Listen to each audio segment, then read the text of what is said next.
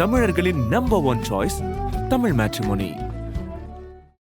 தெய்வத்தின் அருள் இப்போது உங்கள் கையில். 100% தூய்மையான சில்வர் காயின் உங்கள் இஷ்ட தெய்வத்தின் அழகான உருவத்துடன். உடனே ஆர்டர் செய்ய நிபுராவை அணுகுங்கள். இந்த சனி பெயர்ச்சி கன்னிராசி அன்பர்களுக்கு எப்படி இருக்க போகுது சார்? இந்த கன்னிராசி அன்பர்களுக்கு இந்த கண்டகச்சனி என்பது பெரிய பாதிப்பை ஏற்படுத்தாது. கன்னிராசி அன்பர்களுக்கு குருவுடைய வீட்டிலிருந்து பார்க்கக்கூடிய இந்த சனி பகவான் சுபத்துவம் பெறுகிறார். பொதுவாகவே உபயராசியில் பிறந்தவங்களுக்கு, உபயராசியில் சந்திரன் இருக்கிறவங்களுக்கு என்றைக்குமே பணங்காசு குறைவு இருக்காது. இது ஒரு ஜோதிட ரகசியம். யார் யார்? மிதுனம், கன்னி, தனுசு, மீனம். இந்த சனி பெயர்ச்சி துலாம் ராசி அன்பர்களுக்கு எப்படி இருக்க போகுது சார்? ஒரு 10 வருஷ போராட்டங்களுக்கு ஒரு நல்ல வெற்றி கிடைக்கக்கூடிய 48 வயசுக்கு மேலே இருக்கிறீங்க, 50 வயசுக்கு மேலே இருக்கிறீங்க, ஒரு வேலை செஞ்சுக்கிட்டு இருக்கிறீங்க, அவங்க மட்டும்தான் கவனமாக இருக்கு. ஆதன ஆன்மீகம் நேயர்களுக்கு ஷாம்லாவின் அன்பு கலந்த வணக்கங்கள். நம்ம ஆதன ஆன்மீகத்தில் ஆன்மீகம் சம்மந்தப்பட்ட பல கேள்விகளுக்குமே தினந்தோறும் ஒவ்வொரு வகைகளில் பதில்களை பார்த்துக்கிட்டு இருக்கோம். அந்த வகையில் இன்னைக்கு நம்மோடு தாம்பரம் வாராகி உபாசகர் ஈசநேச சுவாமிகள் தான் இன்னைக்கு நம்மோடு இணைஞ்சிருக்காரு. நிறைய விஷயங்களை கேட்டு தெரிஞ்சுக்க போகிறோம். வணக்கம் சார். இந்த சனி பெயர்ச்சி கன்னிராசி அன்பர்களுக்கு எப்படி இருக்க போகுது சார்? கன்னிராசி அன்பர்கள் இவங்க தாம்மா அந்த கண்டகச்சனியில் போய் மாட்டுறாங்க.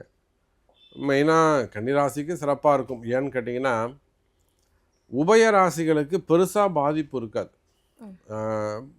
பொதுவாகவே உபயராசியில் பிறந்தவங்களுக்கு, உபயராசியில் சந்திரன் இருக்கிறவங்களுக்கு என்றைக்குமே பணங்காசு குறைவு இருக்காது. இது ஒரு ஜோதிட ரகசியம்.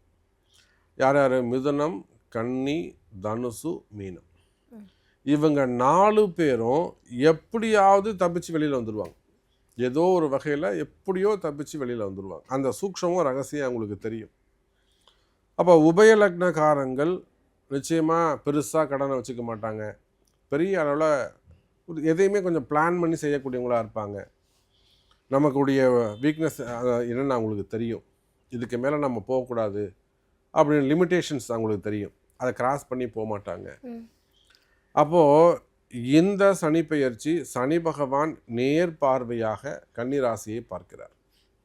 இந்த கன்னிராசிக்கு மட்டும் எப்படி தப்பிச்சிருவாங்கன்னா, கண்டக சனி இவங்களுக்கு எப்படி அப்படின்னா, சனி பகவான் குருவுடைய வீட்டிலேருந்து பார்ப்பார்.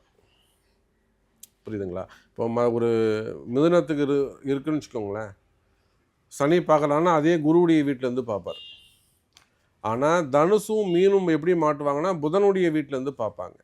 ஸோ இந்த மாதிரியான டிஃப்ரெண்ட் அந்த பிளானட்டுடைய காம்பினேஷன் இருக்குது, அந்த வீட்டுடைய வித்தியாசங்கள். அப்போது கன்னிராசி அன்பர்களுக்கு குருவுடைய வீட்டிலிருந்து பார்க்கக்கூடிய இந்த சனி பகவான் சுபத்துவம் பெறுகிறார். அதோடு மட்டுமல்லாது வரக்கூடிய குரு பெயர்ச்சி அந்த கண்டக சனியை கட்டுப்படுத்தும். ஏன்னா குரு போய் சனியை பார்க்க போகிறார். திரிகோணத்தில் 9வது பார்வையாக பார்க்க போகிறார். அப்போ எப்பேற்பட்ட கொடுமையான கிரகமாக இருந்தாலும், அந்த சனி உங்களுக்கு கடுமையான பாதகத்தை செய்யக்கூடியவராக இருந்தாலும் குரு பார்ப்பாரே ஆனால் அந்த சனி ஆட்டோமேட்டிக்காக நல்ல குணங்கள் வந்துடும். அந்த பார்வை நல்ல பார்வையாக மாறிடும். நல்ல பார்வையாக கூட மாற வேணாம். குரு பார்த்துட்டார்னா மேக்சிமம் உங்களை டிஸ்டர்ப் பண்ண விட மாட்டார். சனியுடைய தொந்தரவுகள் உங்களுக்கு குறைந்து விடும். அப்போ கன்னிராசி அன்பர்கள் ஃபஸ்ட்டு ஒரு 3 மாதம் கஷ்டமாக இருக்கும். மார்ச், ஏப்ரல், மே ஒரு 3 மாதம் கஷ்டமாக இருக்கும்.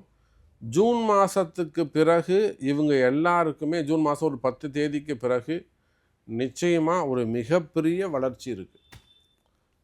கன்னிராசிக்கு ஒரு மிகப்பெரிய வளர்ச்சி இருக்குது. ஒரு நல்ல நெட்வொர்க், ஒரு தொடர்பு அவங்களுக்கு கிடைக்கும். முன்பின் தெரியாத நபர்கள், ஒரு நல்ல ஒரு ஃப்ரெண்ட்ஷிப் கிடைக்கலாம். ஒரு நல்ல ஒரு அரசு அதிகாரிகள், அந்த மாதிரி ஒரு நெட்வொர்க் கிடைக்கலாம். அதன் மூலியமாக அவங்களுக்கு ஒரு பெரிய இன்கம், ஒரு பெரிய ஃப்யூச்சர் கிரியேட் ஆகும். யாரோ ஒருத்தர் வருவாங்க, அவங்க மூலியமாக ஒரு ஃப்யூச்சர் கிரியேட் ஆகி இந்த கன்னிராசி அன்பர்களுக்கு இந்த கண்டகச்சனி என்பது பெரிய பாதிப்பை ஏற்படுத்தாது, நன்மையாகவே அமையும். கன்னிராசி அன்பர்கள் பயப்பட வேண்டிய அவசியம் இல்லை. இவங்களுக்கான பரிகாரம்னு ஏதாவது உண்டா சார்? கன்னிராசி அன்பர்களை பொறுத்தவரையிலாமா இப்போது புதிய முயற்சிகள் எடுப்பதை தவிர்க்கணும். அதான் விஷயம். நான் புதுசாக பிஸ்னஸ் ஸ்டார்ட் பண்ண போகிறேன், இல்லை நான் ஆல்ரெடி ஸ்டார்ட் பண்ணிட்ட சாமி, எனக்கு வந்து அவ்வளோவா சக்ஸஸ் இல்லை. இப்போ கூட ஹைதராபாத்லேருந்து கால் வந்தது. கன்னிராசி அன்பர்கள் தான் ரொம்ப ஒரு பெரிய அமௌண்ட் போட்டு கிட்டத்தட்ட ஒரு 200 கோடி 250 கோடி ரூபாய்க்கு மேலே போட்டு ஒரு பெரிய ஃபேக்ட்ரி ஒன்று ஸ்டார்ட் பண்ணிட்டாங்க. அவங்க நினச்ச க்ரோத் அங்கே இல்லை. அப்போ அந்த அளவுக்கு அவங்களுக்கு வேணும் இல்லையா, வருமானம் வேணும் இல்லையா. ஸோ அந்த மாதிரி தவறுகளை செய்யாதீங்க. நீங்கள் பிஸ்னஸ் ஏதாவது ஸ்டார்ட் பண்ணுறதா இருந்தால் உங்கள் கையில் இருக்கக்கூடிய காசு பணம் ஜாக்கிரதை பத்திரமா வச்சுக்கோங்க. இவங்க என்ன செய்யலான்னா லாங் டேர்ம் இன்வெஸ்ட்மெண்ட் பண்ணலாமா. கன்னிராசி என்பர்கள் உங்களுக்கு ஒரு நல்ல ரகசியம் சொல்லித்தரேன். லாங் டேர்ம் இன்வெஸ்ட்மெண்ட் பண்ணுங்கள். இன்சூரன்ஸோ எல்ஐசியோ இல்லை சம்திங் ஏதோ ஒரு இன்சூரன்ஸ் எடுங்க.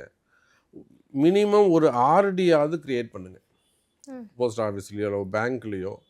இதுதான் இவங்களுக்கான பரிகாரம். ஒரு ஆர்டி க்ரியேட் பண்ணுங்கள். ஒரு 60 மாதம் போடுங்க, இல்லைன்னா 80 மாதம் 100 மாதம். நீங்கள் ஒரு 5000 ரூபாய் கூட கட்டுங்க, இல்லை ஒரு 1000 ரூபாய் கூட கட்டுங்க. ஆனால் அது மாதம் கட்டினீங்கன்னா இந்த சனியுடைய பாதிப்பு உங்களுக்கு இருக்காது. கன்னிராசி என்பர்களுக்கு லாங் டேர்ம் இன்வெஸ்ட்மெண்ட் இருக்கணும். அதை மாதம் தவணையாக கட்டுற மாதிரி இருக்கணும். அப்படி இருந்ததுன்னா இந்த சனியுடைய தாக்கம் குறையும். இந்த ஆர்டிக்கும் சேர்த்து வைக்கிறதுக்கும் லாங் டைம் போகிறதுக்கும் கண்டக சனிக்கும் என்ன சார் சம்பந்தம்?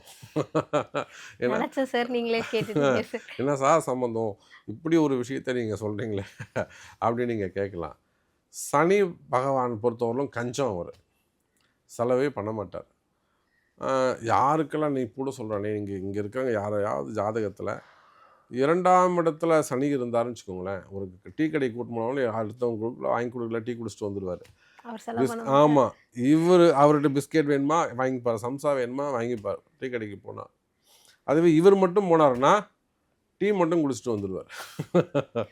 அப்போது இந்த 2ஆம் இடத்துல சனி இருந்தாலே அவங்க மிக கஞ்சத்தனமாக இருப்பாங்கன்னு சொல்லுவாங்க. அதை போல் அவன்கிட்ட காசு வாங்குறதே ரொம்ப கஷ்டமாக இருக்கும். காசு கொடுத்துடலாம், அவங்கள்ட்ட வாங்க முடியாது. அது மாதிரி தான் கன்னிராசி அன்பர்கள் அவ்வளோ சீக்கிரம் அவங்கள்ட்ட காசு வாங்க முடியாது. ஆகையினால கன்னிராசி அன்பர்கள் பரிகார ராசியாக அமையிறாங்க. நிச்சயமாக இந்த மாதிரி லாங் டைம் இன்வெஸ்ட்மெண்ட் பண்ணுறது அவங்களுக்கு நல்ல பரிகாரமாக இருக்கும். இன்னும் ஏனைய பரிகாரங்களை அவங்க பிறப்பு ஜாதகம் பார்த்தா நல்லபடியாக சொல்லலாம். இந்த சனி பெயர்ச்சி துலாம் ராசி அன்பர்களுக்கு எப்படி இருக்க போகுது சார்? சூப்பராக இருக்க போதுமா, அற்புதமாக இருக்க போகுது. துலாம் ராசி அன்பர்கள் அவங்க நிறைய விஷயங்கள் டிலே ஆகி போயிருக்கும், காலதாமதம். நீண்ட நாள் போராட்டங்களுக்கு ஒரு 10 வருஷமாக அதாவது கிரக யுத்தம்னு சொல்லுவாங்க. அதை நீண்ட நாள் முயற்சிகள், ஒரு நல்லது நடக்கணும், ஒரு ஜெயிக்கணும் அப்படின்னு சொல்லிட்டு பிரம்ம பிரயத்தனம் செய்யாத முயற்சிகள் எல்லாம் செஞ்சு பார்த்துருப்பீங்க. ஒரு 10 வருஷ போராட்டங்களுக்கு ஒரு நல்ல வெற்றி கிடைக்கக்கூடிய காலம். அப்போ நிச்சயமாக துலாம் ராசி அன்பர்களை பொறுத்தவரையில் நன்மை பெறக்கூடிய ராசியாக இருக்கிறாங்க. இந்த சனி பெயர்ச்சியால் அதிக நன்மை பெறக்கூடிய ராசி மிதுனத்துக்கு பிறகு கடகத்துக்கு பிறகு ஒரு நல்ல ராசி அப்படின்னு சொன்னாக்கா துலாம் ராசியை நம்ம சொல்லலாம். அவங்க கவலையே பட வேணாம், தொட்டதெல்லாம் துலங்கும். எதெல்லாம் அவங்க தொடராங்களோ அதெல்லாம் ஜெயிக்கக்கூடியதாக அமையும். காரணம் என்னன்னு கேட்டிங்கனாக்கா சனி 6-8 மறைஞ்சிடறார். பொதுவாக அசுப கிரகங்கள் மறைவது சிறப்பு.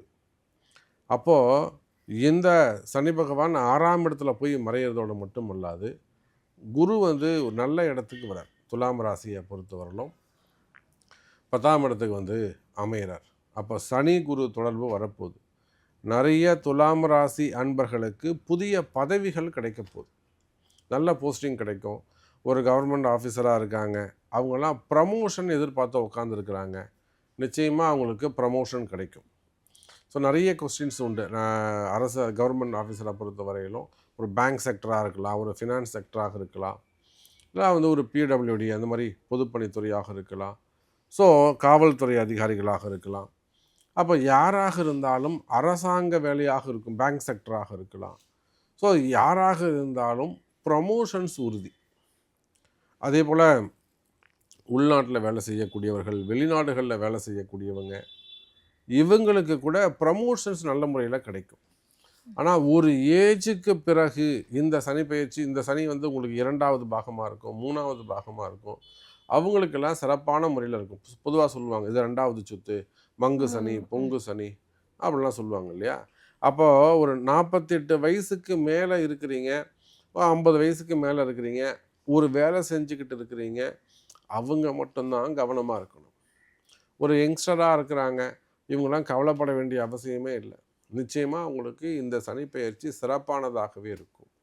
அப்போ வெளிநாடுகளில் வேலை செய்யக்கூடியவர்கள், வெளிநாட்டில் உத்தியோகம் பண்ணக்கூடியவங்க, பிஸ்னஸ் பண்ணக்கூடியவங்க, அல்லது வெளிநாடுகளில் சின்ன சின்னதாக ஒரு கடைகள் வச்சு நடத்தக்கூடியவங்க, தொழில் செய்யக்கூடியவங்க, ஒரு குடும்பம் நடத்தக்கூடியவங்க, இவங்க எல்லாருக்குமே துலாம் ராசியாக இருப்பார்களேயானால் நிச்சயமாக இந்த சனிப்பெயர்ச்சி உங்களுக்கு 90% அல்ல 100% கூட உங்களுக்கு வெற்றியை தரக்கூடிய சனிப்பெயர்ச்சியாக அமைகிறது. மெயினாக வீடு தேடி சில பதவிகள் உங்களை தேடி வந்து சேரும். காலிங் பில் அடித்து நாலுலேருந்து நீங்கள் தான்மா செக்ரட்டரி அப்படின்வாங்க. ஒரு ஃப்ளாட்ஸில் இருக்கீங்க, நாலுலேருந்து உங்களை செக்ரட்டரியாக போகிறோம் அப்படின்வாங்க. ஒன்றுமே இல்லைனா கூட ஒரு குடும்ப பெண்களாக இருந்தால் அவங்களுக்கும் ஒரு பதவி போஸ்டிங் கிடைக்கும்.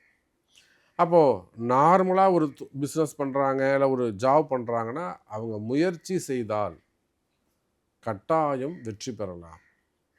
இதில் ஸ்பெசிஃபிக்காக எந்தெந்த துறையெல்லாம் நல்லா ஜெயிக்க முடியும் அப்படின்னு கேட்டிங்கனாக்கா, ஒரு பிரகாசமாக இருப்பாங்க அப்படின்னு கேட்டிங்கன்னா, அரசியலில் அவங்களுக்கு ஒரு நல்ல ஃப்யூச்சர் இருக்குது. துலாம் ராசியாக இருப்பார்களே ஆனால் நிச்சயமாக இந்த சனிப்பெயர்ச்சி அவங்களுக்கு ஒரு கோல்டன் ஆப்பர்ச்சுனிட்டி. நீண்ட நாட்களுக்கு பிறகு ஒரு தங்க புதையல் கிடைச்சதை போல், ஏன்னா ஒரு பெரிய லாட்ரி சீட்டு விழுந்ததை போல், ஒரு தங்க புதையல் கிடைச்சதை போல் ஒரு திடீர் அதிர்ஷ்டம். அதுதான் நான் சொன்னேன், ஸ்பெசிஃபிக்காக அரசியல் தலைவர்கள். ஏன்னா அவங்களாம் ஒரு 5 வருஷத்துக்கு ஒரு வாட்டி போராடக்கூடியவங்க. அடுத்து இந்த ஒரு 5 வருஷம் மிஸ் பண்ணிட்டாங்கன்னா அப்புறம் அடுத்த 5 வருஷம் தான், 10 வருஷம் அவங்க காத்திருக்க வேண்டிய சூழ்நிலையாக போயிடும். அந்த மாதிரி ஒரு தங்க புதையல், ஒரு தங்க வேட்டையை போல துலாம் ராசி நண்பர்களே இது ஒரு புதையலுக்கான நேரம். அவங்க அரசியல் நண்பர்கள் நிச்சயமாக அவங்களுக்கான நல்ல எதிர்காலம் இருக்குது. அதே போல் சினிமா துறையை சார்ந்தவங்க, அந்த துறையில் இருக்கக்கூடியவங்க, எந்த டிபார்ட்மெண்ட்டாக இருந்தாலும் பரவாயில்ல, அவங்களுக்கும் சிறப்பாக இருக்கும். அதே போல் அந்த ஸ்கூல் காலேஜஸ்லாம் வச்சு நடத்துகிறாங்க பார்த்தீங்களா, எஜுகேஷன் செக்டர்ஸ், அந்த செக்டரும் சிறப்பானதாக இருக்கும். ஏன்னா குருவுடைய காரகத்துவம் வருது, குருவுடைய பார்வைப்பட போது, குரு வந்து கேந்திரம் ஏறப்போகிறார். அப்போது எஜுகேஷன் செக்டர், ஸ்கூல்ஸ் வச்சு நடத்தக்கூடியவங்க, ப்ளே ஸ்கூலாக இருக்கலாம், அல்லது இன்னும் சம்திங் டியூஷன் சென்டராக இருக்கலாம், அது மாதிரி அதில் ஒரு காலேஜ் வச்சு நடத்தக்கூடியவங்களாக இருக்கலாம், ஸ்கூலாக இருக்கலாம். அப்போ அந்த மாதிரி எஜுகேஷன் செக்டர் சிறப்பாக இருக்கும், அரசியல் செக்டர் சிறப்பாக இருக்கும். இன்னும் சொல்லப்போனாக்கா அரசு அதிகாரிகளுக்கு சிறப்பானதாக இருக்கும், சினிமா துறைக்கு சிறப்பானதாக இருக்கும். இப்படி தனித்தனியாக பார்ப்பதை விட துலாம் ராசி அப்படின்னு சொல்லும்போது ஒட்டு மொத்தமாக அவங்க, நீங்கள் படிக்கக்கூடிய மாணவ செல்வங்களாக இருக்கலாம், ஒரு நீட் எக்ஸாம் எழுதுகிறாங்க, இல்லை ஒரு ஜேஇ எக்ஸாம் எழுதுகிறாங்க, ஒரு என்ட்ரன்ஸ் எக்ஸாம் எழுதுகிறாங்க, அல்லது வெளிநாடுகளில் போய்ட்டு நான் வந்து அது ஹையர் ஸ்டடீஸ்க்காக வேறு ஒரு யூனிவர்சிட்டிக்கு எழுதுகிறாங்க. ஸோ எனக்கு அந்த யூனிவர்சிட்டியில் இடம் கிடைக்குமா, என் பையனுக்கு அங்கே யூனிவர்சிட்டியில் இடம் கிடைக்குமா, ஸோ இந்த மாதிரியான கவலைகளே உங்களுக்கு வேண்டாம். துலாம் ராசி ஜெயிக்கக்கூடிய இடத்தில் இருக்கிறார்கள். பரிகாரம் அப்போ தேவையில்லையா? சரி, பரிகாரம் சிவபெருமானை வழிபாடு செய்வது தான் அவங்களுக்கு பரிகாரம். ஜெயிக்கக்கூடிய இடத்துல இருக்காங்க, வெற்றி உறுதி. நன்றிம்மா.